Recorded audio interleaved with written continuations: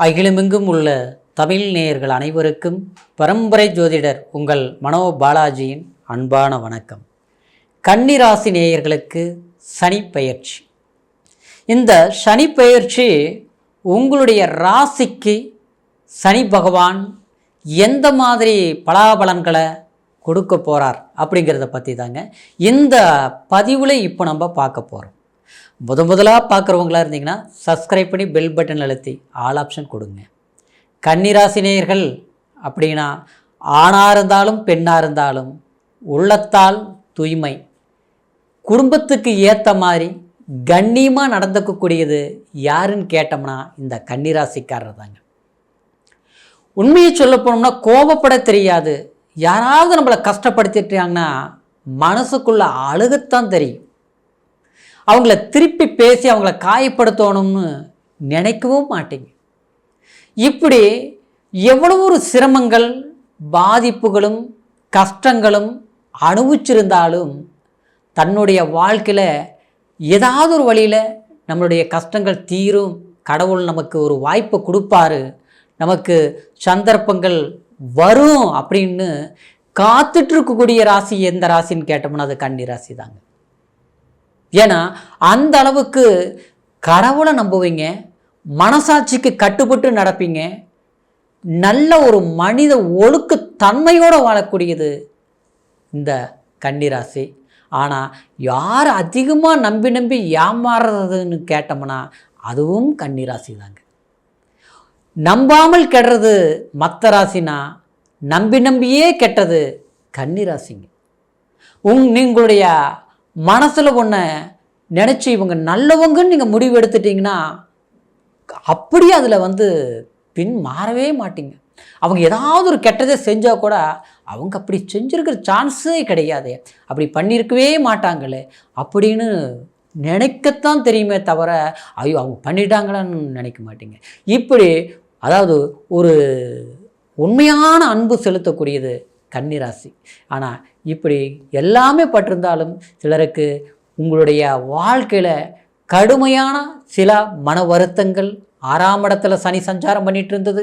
6ஆம் இடத்துல இருந்த சனி உங்களுக்கு இந்த 2 வருஷ காலமும் எப்படி இருந்ததுன்னா சிலருக்கு பார்த்தோம்னா மன உளைச்சல் கொடுக்கக்கூடிய, மன நிம்மதி இல்லாத சில சூழ்நிலைகள் எல்லாமே ஏற்படுத்தியிருக்கும். ஏன்னா 6ஆம் இடங்கிறது நோய் நொடி, கடன், வம்பு வழக்கு, கோர்ட்டு கச்சேரி, இந்த மாதிரி சூழலில் ஏதாவது ஒரு பிரச்சனையை கன்னிராசிக்காரருக்கு கொடுத்துருக்கும். இந்த பிரச்சனைகள் உங்களுக்கு ஒரு மன வலியை கொடுத்துருக்கும். அதனால் ஆரோக்கிய பாதிப்புகளை கூட உருவாகிருக்கும். இந்த பிரச்சனைகளை போக்குறதுக்கு கடந்த காலத்தில் முயற்சிகள் எடுத்துகிட்டு இருந்திருப்பீங்க. ஆனால் அந்த முயற்சிகள் நமக்கு சாதகமாக அமையக்கூடிய வாய்ப்புகள் வந்திருந்தாலும் ஆனால் முழுசாக முடிக்கக்கூடிய சந்தர்ப்பங்கள் இல்லாமல் இருந்தது. அந்த வாய்ப்பு வரக்கூடிய இந்த மார்ச் மாதம் 29ஆம் தேதி சனி பகவானோடைய பெயர்ச்சி, சனி பெயர்ச்சிங்க, சரிங்களா? இந்த சனி பெயர்ச்சி உங்களுடைய ராசிக்கு 5ஆம் அதிபதியும் 6ஆம் அதிபதியும் 6ஆம் இடத்துல நல்ல ஸ்ட்ராங்காக உட்கார்ந்தார். அதனால தான் சிலருக்கெல்லாம் பார்த்தோம்னா குழந்தைங்க தன்னுக்கு கட்டுப்பாட்டுக்குள் இல்லை அப்படின்னா தேவையில்லாமல் நம்மளை காயப்படுத்திட்டாங்க, சங்கடப்படுத்திட்டாங்க, இல்லை சூழ்நிலைக்காக பிரிஞ்சிருக்கிறோம், ஏதாவது ஒரு பிரச்சனை நடந்திருக்கும். இல்லையா மருத்துவ செலவுகள், படிப்பு நல்லா படிச்சுருந்தாங்க, டல் ஆகிவிட்டாங்க, அவங்க படிப்புக்கு தகுந்த மாதிரி ஒரு வாய்ப்பு கிடைக்கல, எனக்கு பாசம் கிடைக்கல, ஏதோ இந்த மாதிரி அந்த வாரிசுகளை நினச்சி நம்ம ஏங்குற மாதிரி ஏதாவது ஒரு சூழ்நிலை உருவாகிருக்கும். இன்னொன்று பார்த்தோம்னா அந்த 5ஆம் அதிபதி அப்படிங்கிறது பூர்வ புண்ணிய ஸ்தானம்னு சொல்லும் இல்லைங்களா? பூர்வ புண்ணியங்கிறது என்னங்க? நம்மளுடைய குலதெய்வத்தை முதல் கொண்டு நமக்கு முன்னோர்கள் சம்பாரித்து வச்ச சொத்து வரைக்குமே அந்த பூர்வீகம் தான். அப்போ அது 6 போய் சேர்ந்ததுன்னு என்ன எல்லாம் இருக்குது, என்னால் அனுபவிக்க முடியல, என்னுடைய பணம் காசு சொத்து சுகம் ஆஸ்தி அந்தஸ்து அடுத்தவங்க யூஸ் பண்ணுறாங்க, பயன்படுத்திகிட்டு இருக்கிறாங்க. ஆனால் நான் அந்த இடத்துல போய் வாங்கவும் முடியல, என்னால் அந்த இடத்துல போய் வாழவும் முடியல. சிலருக்கெல்லாம் வாழ்க்கை அப்படி தான் போயிட்டுருக்குங்க. இப்படி சிக்கல்கள் எல்லாமே சந்திச்சிட்டிங்க. கண்ணீர், மன வருத்தம், வெளியில் சொன்னால் சொல்லி என்ன ஆக போகுது, பரவாயில்ல கடவுள் இருக்கிறார், நாம் நேர்மையாக வாழ்ந்தோம் இல்லையா, கடவுள் நம்மளை கை விட மாட்டார் அப்படிங்கிற தன்னம்பிக்கை அதுதான் உங்களை காப்பாற்றிட்டு இருந்தது. ஆனால் இந்த 7ஆம் இடத்துக்கு போகுது பார்த்தீங்களா சனி, மார்ச் மாதம் 29ஆம் தேதி.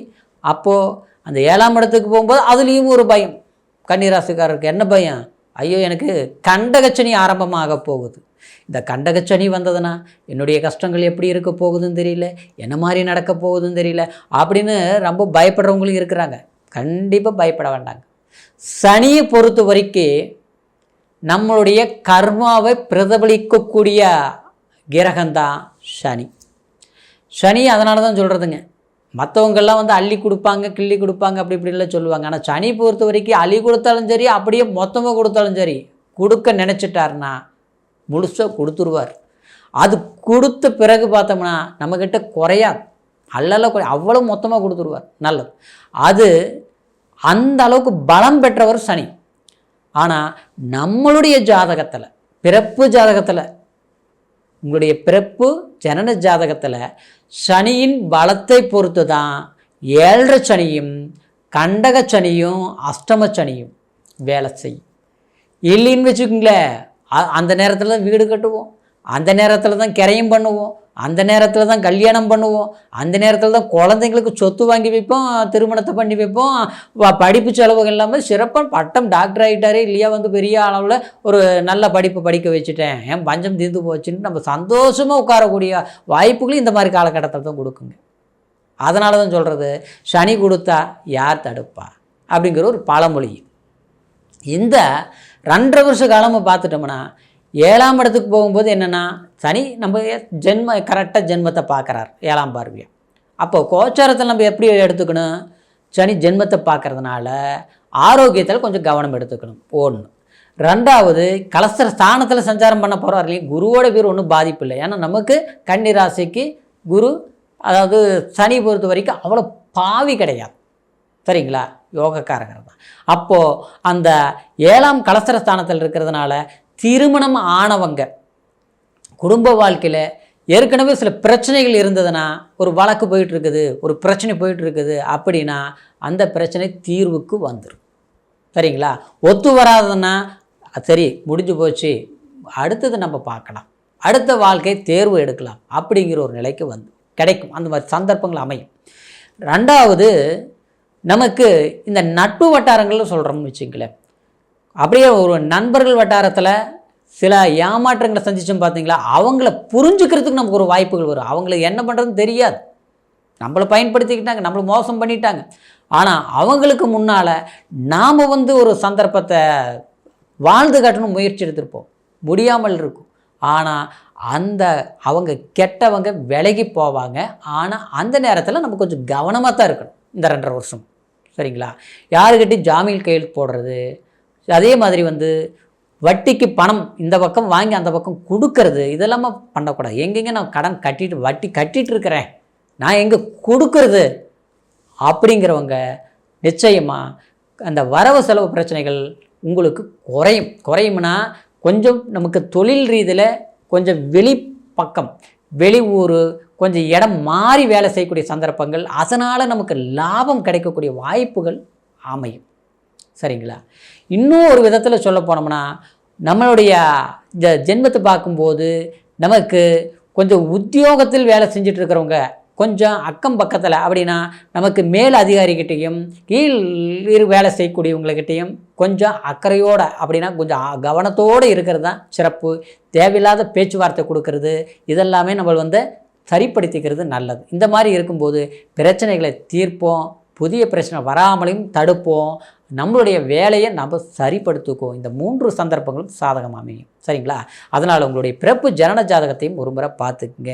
ஏன்னா சனி பலத்தை பொறுத்து தான் கண்டகச்சனியாக இருந்தாலும் அஷ்டமச்சனியாக இருந்தாலும் 7 சனியாக இருந்தாலும் முழுமையாக நம்ம முடிவு பண்ண முடியும், சரிங்களா.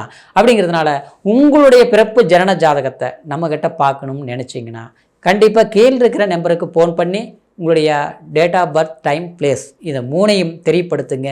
உங்களுடைய ஜாதகத்தை கணித்து பார்த்துட்டு உங்களுடைய லக்னம், உங்களுடைய தசா புத்தி, உங்களுடைய சனி பகவானுடைய பலம், சரிங்களா, இதைய அறிஞ்சு தெரிஞ்சுக்கிட்டு எதை செய்யலாம், எதையை செய்யக்கூடாது, எதை எந்த நேரத்தில் செய்யலாம், இந்த நேரத்தில் செய்தால் அது எப்படி இருக்கும் அப்படின்னு முடிவெடுத்து நம்ம முயற்சிகள் எடுக்கும்போது நம்மளுடைய வாழ்க்கை நிச்சயமாக வளர்ச்சியாக்கும். அதனால் இந்த மார்ச் மாதம் 29ஆம் தேதி அந்த சமயத்தில் சனீஸ்வரர் கோயிலுக்கு கண்டிப்பாக போய் சனி பகவான் வழிபாடு பண்ணிட்டு வாங்க.